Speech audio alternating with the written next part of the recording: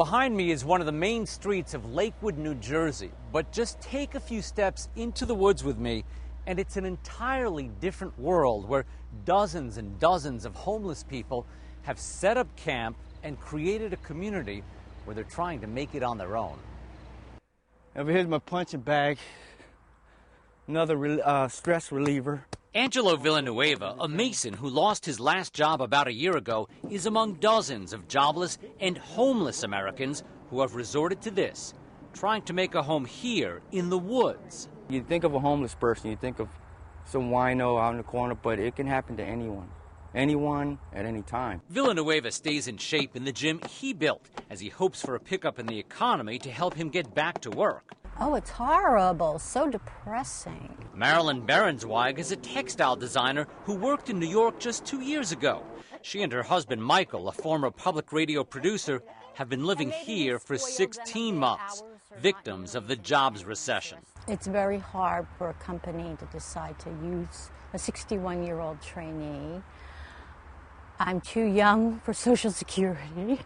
So, yeah, it's going to be a rocky flight. It's been a rocky flight. 5 years ago, Reverend Steve Brigham established what he calls Tent City, where he lives in this converted school bus.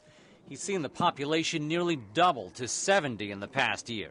It's a community here. They've got all their needs met here. The residents here have come up with some makeshift solutions to some of life's necessities. This portable generator is hooked up to a pump that is actually driving up groundwater to the shower here and to the washing machine. And what you see here is a hot water heater working off of a propane tank.